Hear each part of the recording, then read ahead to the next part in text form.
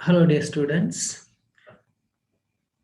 Today we are going to discuss about the important types of company meetings.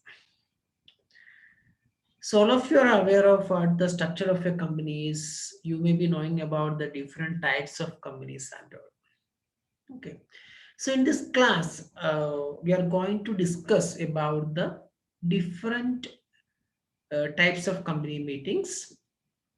That means a basic idea regarding the different types and also the main requisites of a valid meeting. So we'll start with the main requisites at first, and then after that we are going to the different types of company meetings. Okay. So myself, Professor Ajit Matthews, Assistant Professor, Kristu Jayanti College Autonomous, Bengalauru.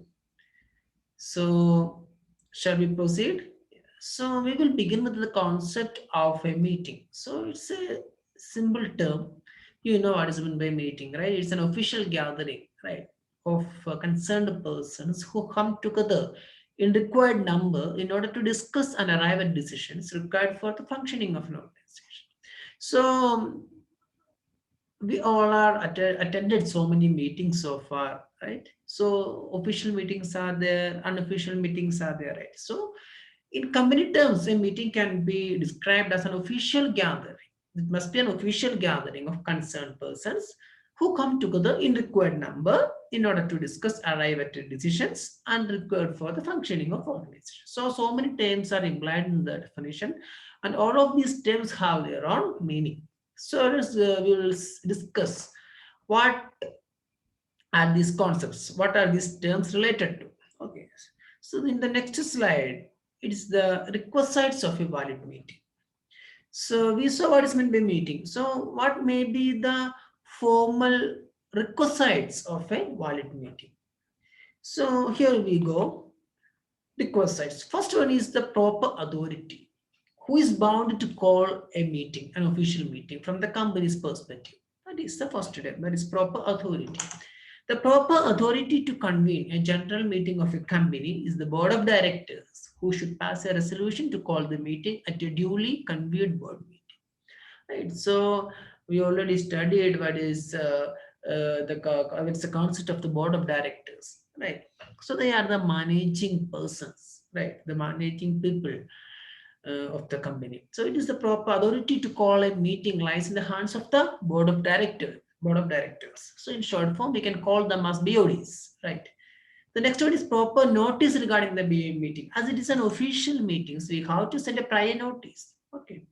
Proper notice of the meeting should be given to the members by giving at least 21 days notice in writing to the members. So to all the shareholders of the company. Okay, so without fail, the directors, as the administrative body, they have to send the notice prior 21 days before the meeting. So that is also one of the another requisites. First one is the proper authority, second one is the notice of the meeting. Okay, moving forward, we have the quorum of the meeting. Very, very important. Many of you have heard that this term quorum of what is the concept of quorum. Quorum is the minimum number of members who must be present at a meeting as required by the rules. As it is a formal meeting, so there must be a minimum number of persons, a minimum number of shareholders who must be present in order to consider that particular meeting as valid. That is the concept. So quorum is the minimum number of members who must be present at a meeting as required by the rules. Any business transacted at a meeting without a quorum is invalid.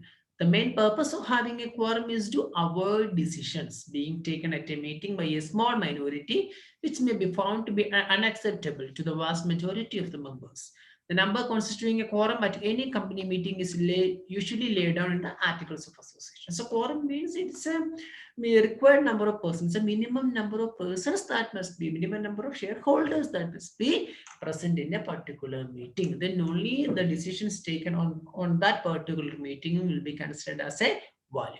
That is the concept of the quorum of the meeting.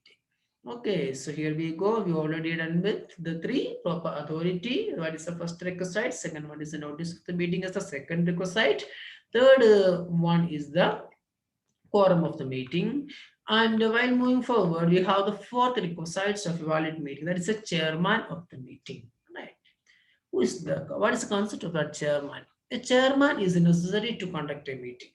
Chairman is the person who has been designated or elected to preside over and conduct the proceedings of the meeting. So that particular chairman is the authority to conduct that particular meeting. Usually the chairman is the senior most member in the director. Okay, he is the chief authority in the conduct and control of the meeting. So that is the concept of chairman. After that, the minutes of the meeting. Minute of a meeting contains a fair and correct summary of the proceedings of a meeting. Minutes must be prepared and signed within 30 days of the conclusion of the meeting.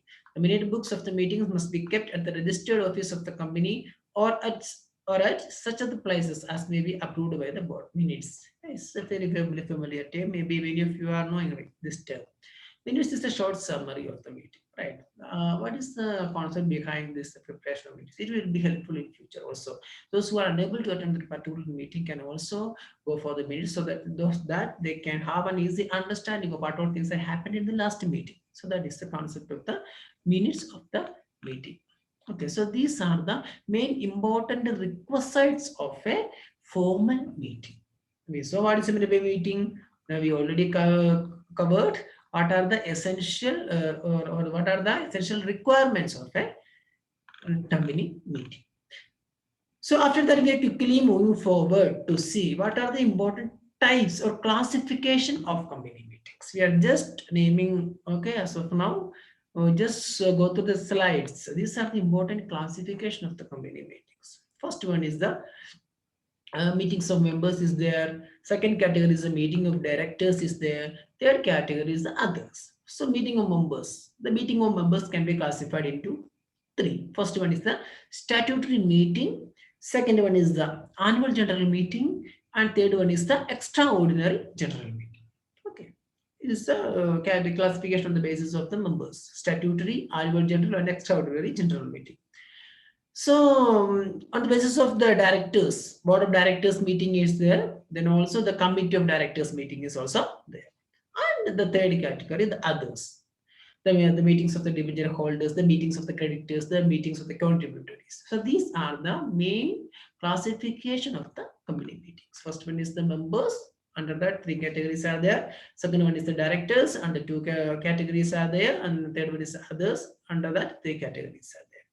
So we will discuss about each of these meetings in the coming classes. Thank you so much.